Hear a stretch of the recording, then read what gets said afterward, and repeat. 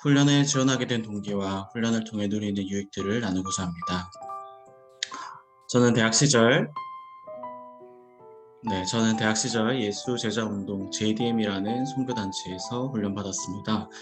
그곳에서 사형리에서 말하는 하나님께 내 마음의 왕자를 내어드리고 하나님을 나의 주님으로 모시는 삶을 결단하였습니다. 졸업 후에도 예수 제자로서의 삶을 살겠노라고 다짐하였습니다. 하지만 졸업 후에 삶은 만만치 않았습니다. 취준생으로서의 삶과 그리스도인 동력자가 없는 옛 직장에서의 삶은 제자로서의 삶에 대한 저의 옛 결단을 무뎌지게 했습니다. 복음 전파의 마음은 있었지만 생존해야 한다는 생각이 마음을 더 사로잡았고 어떻게 전도자로 살아가야 할지 실질적인 방법론을 찾지 못하고 방황했습니다. 그리고 점차 스스로의 신앙을 지켜내는 것에만 급급하여져 갔습니다.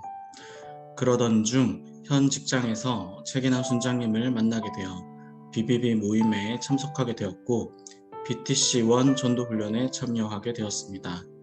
훈련을 통해 제가 결단했던 평신도 선교사로서의 삶을 지킬 수 있고 한 번도 제대로 받아보지 못한 전도에 대한 훈련을 받을 수 있다는 사실에 무척 기대가 되었습니다. 갈 길을 못 찾고 방황했던 저에게 이런 기회를 주신 하나님께 감사했습니다. 훈련을 시작하면서 경건 생활을 다시 정비하고 삶의 무너진 부분들을 다시 세우는 것이 무너진 성정과 신앙을 다시 세웠던 에스라 시대를 떠올리게 했습니다. 쉽게 전수할 수 있는 신앙 개념 TC 3권을 읽으며 성령 충만하지 않는 것이 바로 범죄라는 사실을 다시 상기하게 되었습니다. 이전에 성령 충만한 시절이 있었습니다. 모험적이고 하나님과 동행하는 흥미진진한 삶을 살았던 때가 있었습니다. 수고하고 애씀에도 불구하고 기쁨이 가득했고 피곤치 않았던 시절이었습니다. 그러나 이제는 모험적인 삶보다는 안락함을 추구하고 기쁨보다는 두려움에 마음이 사로잡힌 피곤한 삶을 살고 있는 저의 현실을 깨닫게 되었습니다. 사형리를 배우며 스스로 나는 세상적인 그리스도인이 아니다. 성령 충만한 그리스도인이다.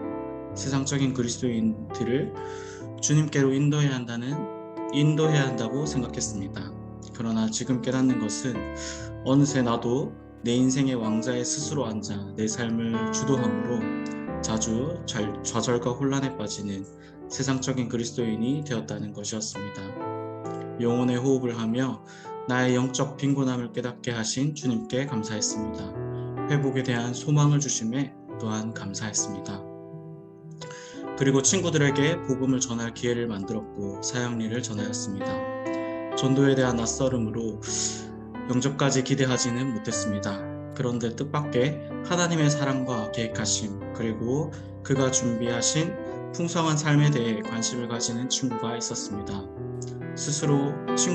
친구는 스스로 인생을 이끌어가는 것이 아니라 하나님께 자신의 왕자를 내어드린 삶을 궁금해했습니다.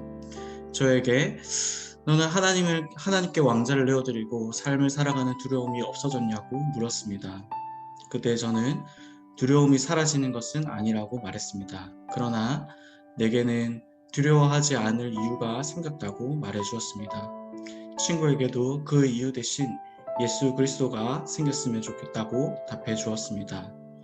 그와 오랜 친구였지만 그와 마음을 깊이 나누었던 것은 처음이었던 것 같습니다. 그동안 부끄러움으로 복음을 전하지 않았던 제 자신을 돌아보게 되었습니다. 하나님이 예비하신 영혼들이 분명히 있음에도 사람이 전하지 않으므로 영혼을 얻지 못한다는 생각이 들었습니다. 믿음 없는 나 자신을 회개하고 복음을 전할 기회를 주신 하나님께 감사했습니다. 친구가 정말 이 기회를 통해 하나님을 깊이 만나기를 지속적으로 기도하게 되었습니다.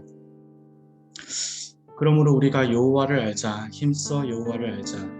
그의 나타나심은 새벽빛같이 어김이 없나니 비와 같이 땅을 적시는 늦은 비와 같이 우리에게 임하시리라는 호세아서 말씀을 기억합니다. 전도 훈련을 통해 하나님을 더욱 깊이 알고 싶습니다. 그와 함께하는 영혼을 얻는 흥미진진한 삶을 회복하고 싶습니다. 하나님 나라의 백성으로 제자로 성령 충만한 전도자로 살기를 기대합니다. 네, 감사합니다.